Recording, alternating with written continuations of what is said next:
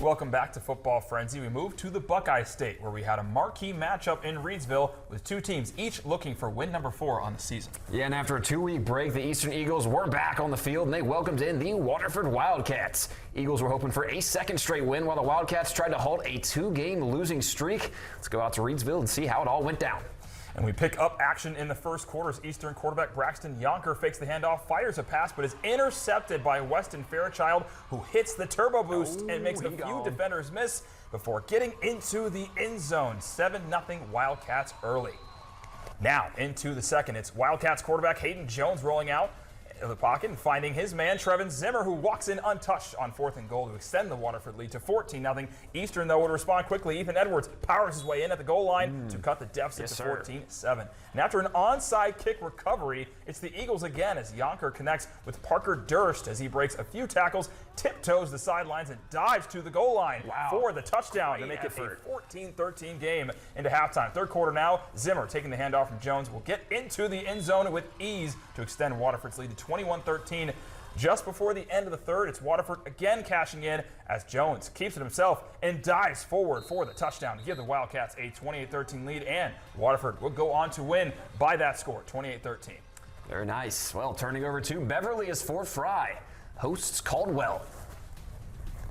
On the first play of the Cadets' first drive, Cadets running back Tice Beardsley would rush up the field, but the ball would be stripped and picked up off the ground by Gavin Leake. Disaster. Redskins scoop it and score it, make it 7-0.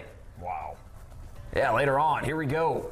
Cadets would respond with help from Beardsley in the junior route to get the ball into the end zone, or the red zone, excuse me.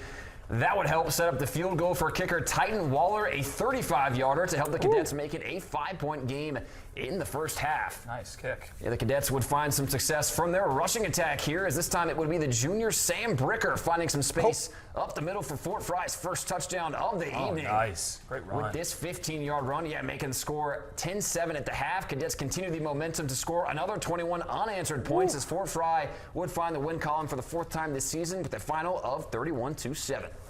Great win for Fort Fry off to Frontier for the first battle of the bridge matchup between St. Mary's and Frontier since 2018. Halfway through the first quarter, St. Mary's QB Jeremiah DeMoss rolls to his left, finds Eli Wilson on the easy one-read play downfield, and Wilson is gone for the 72-yard touchdown. What a play there. Yeah, really. Now, the option game was working well to start for the Blue Devils. St. Mary's, though, however, would fail the extra point attempt. Beginning of the second quarter, Aiden Bills with a backwards forward pass into the end zone for a safety for the Blue Devils. You don't see that every day. That is crazy, yeah. St. Mary's up 8-0, and now an interception. Bills on the defensive side with the big pick for the Cougars there. But on the very next play, the snap cannot be handled. Blue Devils come up with the fumble recovery. Just a lot of wild stuff here. Fingers and new metamorphosis. Oh, and another interception here. Jeremiah DeMoss is intercepted. 3 turnovers on 3 combined possessions. Now 28 seconds left in the half. Aiden Bills finds Austin Kephart for the 67-yard touchdown. Finally, not a turnover there. We love to see that. St. Mary's, though, up 8-6 at halftime. Blue Devils would come away with a 37-14 win over Frontier. Griffin. Man, that was a wild one. Well, let's go back to the Mountain State, where Ripley made the long trip out to Nitro. Chris Radcliffe gets the handoff, and he's going to fight his way to get over the goal line for the touchdown. That makes it 7-0. Nitro cheerleaders are loving it.